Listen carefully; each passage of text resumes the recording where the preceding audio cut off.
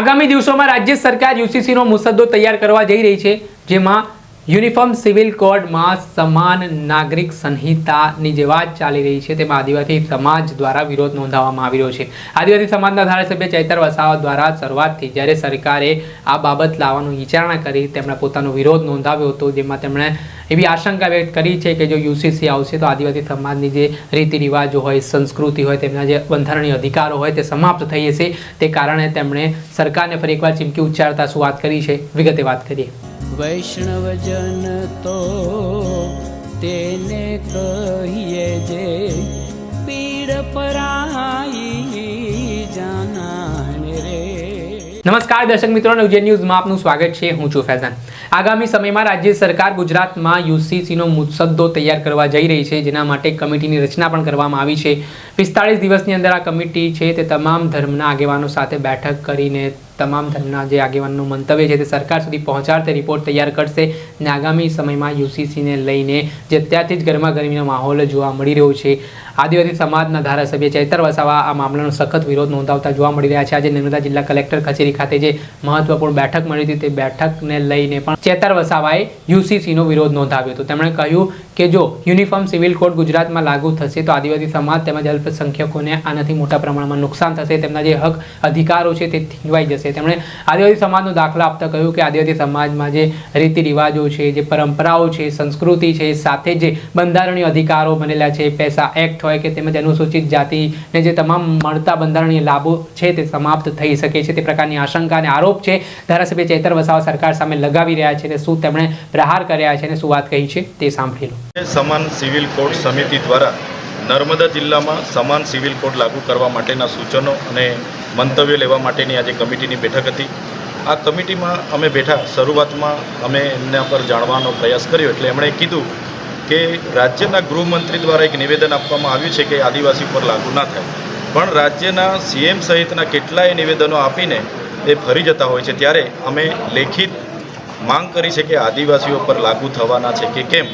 બીજી અમારી વાત છે, જો યુસીસી સર્વ સમાજ પર લાગુ થાય છે તો સૌથી વધારે નુકસાન આદિવાસી સમાજને થશે, માઇનોરિટીને થશે, એસસી અને ઓબીસીને થશે। આ તમામ સમુદાયના પોતાના વ્યક્તિગત લો છે, વારસાઈની બાબત હોય, લગ્નની બાબત હોય, છૂટાછેડાની બાબત હોય, બધી પોતપોતાના વ્યક્તિગત લો છે। એટલે અમારી જે પરંપરાઓ છે, રૂઢિઓ છે, જેમાં છૂટાછેડા હોય, ગોદ લેવાનું હોય, ઘર જમાઈ રાખવાના હોય, ઉત્તરાધિકારી નક્કી કરવાના હોય, બહુપત્નીત્વનો હોય, બહુપતિત્વનો હોય, વિધવા વિધુર પુનઃ લગ્નની વાત હોય, જેવી તમામે તમામ બાબતો અમને પેઢી દર પેઢી મળી આવેલ છે। અને તે વખતે પણ મુગલોના 500 વર્ષના શાસન હોય કે અંગ્રેજોના 175 વર્ષના શાસન હોય, અને દેશનું જ્યારે બંધારણ બન્યું ત્યારે પણ 23/11/1948માં આર્ટિકલ 44 પર ચર્ચા થઈ। તે વખતે આર્ટિકલ 35 હતું, ત્યારે પણ યુસીસી લાગુ કરવામાં કોઈએ સમર્થન નથી આપ્યું। ત્યારે અમે જે ગુજરાત સરકાર લોક મત વિરુદ્ધ, લોકોના સંમતિ વિરુદ્ધમાં જે યુસીસી લાગુ કરવા જઈ રહી છે એનો વિરોધ કરીએ છીએ અને આદિવાસીઓને તો સદંતર એમાંથી બાકાત રાખવાની વાત કરી છે। કેમ કે આદિવાસીઓને જે યુસીસી લાગુ પડે તો જે અમને શૈક્ષણિક અને રાજકીય અનામત મળે છે, જે રીતના હું અનામત બેઠક પરથી ચૂંટાઈને આવું છું, એ નષ્ટ થશે। અમારા જે અનુસૂચિ 5 અંતર્ગત જળ, જંગલ, જમીન અને ખનિજો પરના પ્રાવધાનો છે, એટ્રોસિટી એક્ટ છે, 73AA છે, પૈસા એક્ટ છે, તમામ પ્રાવધાનો નષ્ટ થશે, એની અમને ભીતિ છે। એટલે યુસીસીનો અમે વિરોધ કરીએ છીએ અને વિવિધતામાં એકતા ધરાવતો આપણો દેશ, બંધારણ સૌને સ્વતંત્રતા આપે છે, કોઈ પણ ધર્મ પાળે, કોઈ પણ ભાષા બોલી કરી શકે, ત્યારે યુસીસી લાગુ કરવામાં નહીં આવે એવી સ્પષ્ટ અમે માંગ કરી છે। ચેતરભાઈ, યુસીસીને લઈને આજે જે બેઠક જરૂર છે કે નહીં? દેશમાં બંધારણ બન્યું છે ને આખો દેશ બંધારણથી ચાલે છે। દેશ 1947માં આઝાદ થયો, વિવિધતામાં એકતા એ જ દેશની ઓળખ છે, બિનસાંપ્રદાયિક દેશ છે। તો મુગલોના શાસનકાળ દરમિયાન, અંગ્રેજોના 175 વર્ષ શાસનકાળ દરમિયાન અને જ્યારે બંધારણ સભા બની ત્યારે પણ યુસીસીનો સમર્થન કોઈએ કર્યું નથી, અને અંગ્રેજો હોય કે મુગલોએ પણ આ રીત રિવાજો પાળનારામાં દખલ અંદાજી કરી નથી। તો ભારતીય જનતા પાર્ટીની સરકાર છે, એમણે લાલકૃષ્ણ અડવાણીની અધ્યક્ષતામાં જ્યારે 80ના દાયકામાં લોકસભાના ચૂંટણી ઢંઢેરા તમે જોશો, 1979ની વાત હશે કે ત્યાંથી લઈને 2004 સુધીના તમામ ચૂંટણી ઢંઢેરામાં 3 મુદ્દા આપ્યા હતા।